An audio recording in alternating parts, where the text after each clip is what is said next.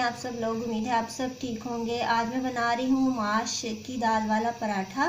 माश की और चने की मिक्स दाल है। अगर आप चाहें तो अकेली चने की भी ले सकते हैं या माश की ले सकते हैं, दोनों मिक्स हों फिर भी आप ले सकते हैं, लेकिन दाल बहुत ज़्यादा पतली नहीं होनी चाहिए। उसके लिए हमें चाहिए होगा खुश्क आटा और गूंदा हुआ आटा। ये 2 बॉल्स मैंने लिए हैं गूंदे हुए आटे के, और आपने नॉर्मल पेड़े से थोड़े छोटे रखने हैं क्योंकि इनकी 2 रोटियों से मिलके एक पराठा बनेगा, तो हमने छोटे साइज़ के बॉल्स लेने हैं 2 पेड़े।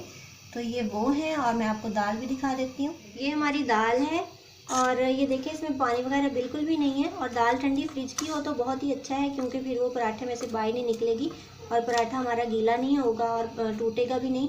तो इस तरह की दाल आपको चाहिए। आपने स्पून के साथ इसको मैश कर लेना हल्का हल्का सा, यानी बहुत मोटे दाने दाल के नहीं होने चाहिए और बहुत ज़्यादा पेस्ट भी नहीं होना चाहिए।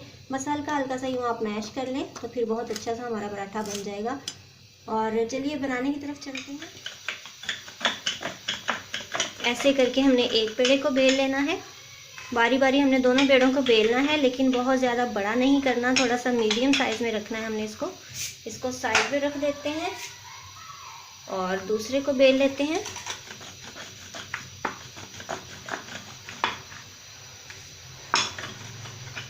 थोड़ा थोड़ा सा आप खुश्क आटा लगा के इसको बेलिए ताकि ये नीचे चिपके नहीं।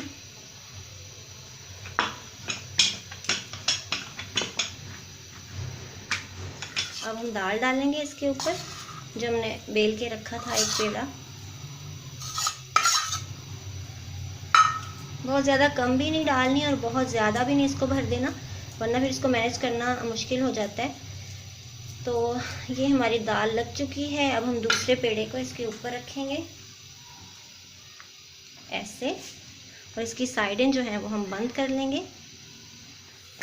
इस तरह हमने बेलना है, इसको हाथों के साथ बड़ा करना है और इसको डाल देना है ऐसे, बिल्कुल भी गोल नहीं होना। ठीक है, इस तरह होना चाहिए। इसके ऊपर घी डाल रहे हैं।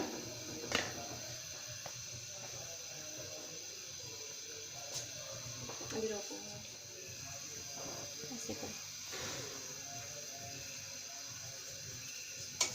इसको अब हम पलट देंगे। आंच हमने स्लो रखनी है क्योंकि जब आंच तेज़ होगी तो बहुत ज़्यादा कलर आ जाएगा इस साइड से।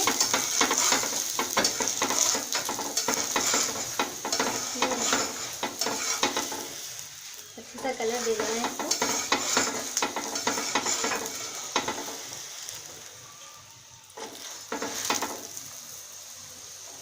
जैसे ही गोल्डन सा हो जाएगा हमने इसको पलट देना है और हमारा अच्छा सा पराठा रेडी हो जाएगा, दाल वाला पराठा।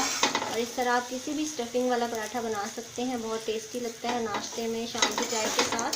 और इससे पहले मैं गोभी वाले पराठे की रेसिपी दे चुकी हूँ, और एक और स्टफ पराठा था, वो मुझे भी याद नहीं है कि वो कौन सा था। तो ये एक दाल वाला पराठा हो गया। सारी साइडें इसको टर्न करके हमने इसको इक्वल कलर दे देना है। तो एक साइड से हमारा हो गया है माशाल्लाह, बहुत ज़बरदस्त सा पराठा।